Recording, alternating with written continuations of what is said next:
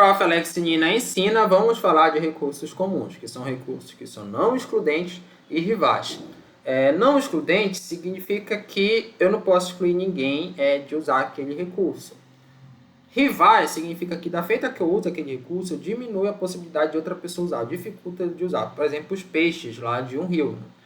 Tá lá no rio, eu não posso excluir ninguém de ir lá e pescar, mas da feita que eu vou lá e pesco, eu diminuo a quantidade de peixe e vai ser mais difícil de outra pessoa pescar outro peixe. E assim, se eu pescar vários peixes, isso diminui muito aquele recurso e fica cada vez mais difícil.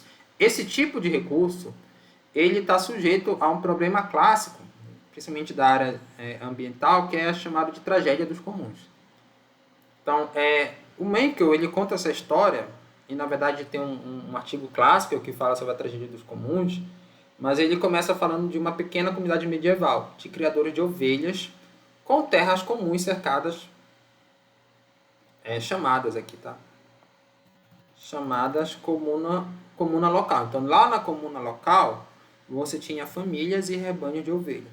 Cada família tinha um rebanho. Então, por exemplo, eram 4 famílias aqui, e aqui esses eram os limites da comuna que era cercada. As ovelhas pastavam por aqui. Essa comuna era grande o suficiente, os 4 rebanhos podiam passar suficiente. As famílias tinham meio controle de quem é cada rebanho, mas assim, eles podiam pastar bem tranquilo aqui porque era muito grande. E aí a terra não se desgastava e as famílias viviam felizes. Com o tempo, começou a aumentar o número de famílias e também de rebanhos. E não só aumentar o número de rebanhos, mas a quantidade de ovelhas em cada rebanho. Porque o que acontece?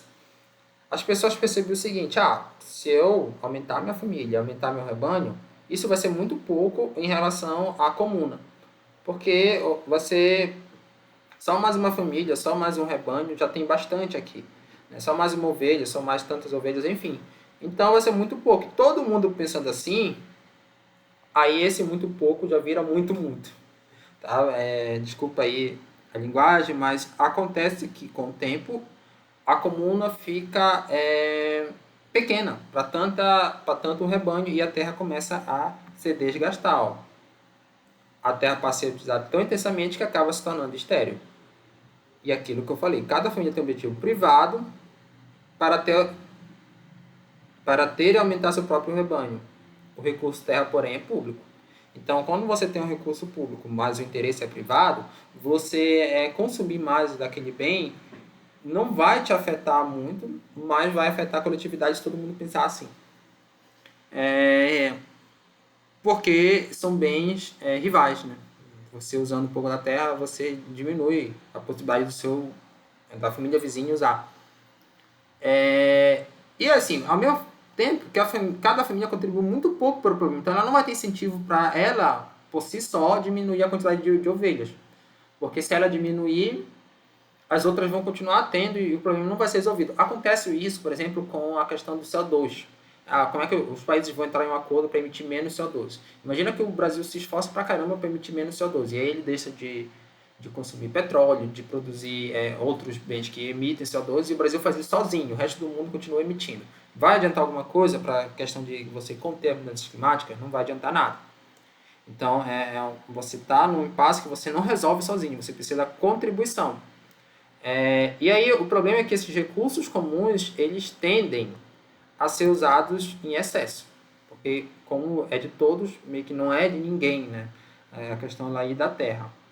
Qual é a solução para a tragédia dos comuns? As famílias ou o governo, vou colocar aqui o artigo, né? As famílias ou o governo podem regulamentar a quantidade de ovelhas por rebanho. Ou, por exemplo, na colônia de pesca, isso é muito comum, o governo regulamentar a quantidade de peixe ou fazer um período ali, principalmente quando o peixe está se reproduzindo, para você não pescar. Isso nas comunidades ribeirinhas da Amazônia acontece muito. Então, eu vou regulamentar para cada família ter uma quantidade ali de ovelhas. Tá? E aí eu vou colocar alguma punição para quem ultrapassar essa quantidade.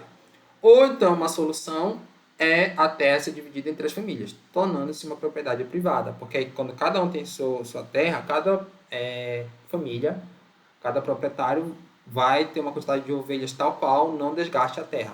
Vai ter essa preocupação porque não é de todo mundo aquela terra, é dele e ele sabe que se desgastar ele não vai ter como usar outra.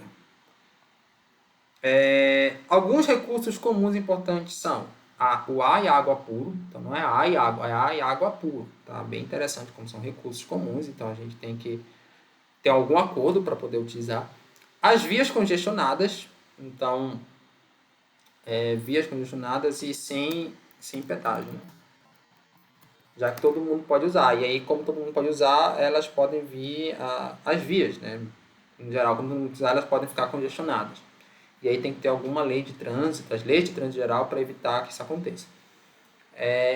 Peixes, baleias, outros animais selvagens também. Tudo entra como recursos comuns e por isso que precisa de certa regulamentação. Aqui as referências dessas aulas, né, de externalidade e de bens públicos e recursos comuns, basearam no livro do Mankell. Não esqueça de curtir, compartilhar, se inscrever e apertar o sininho.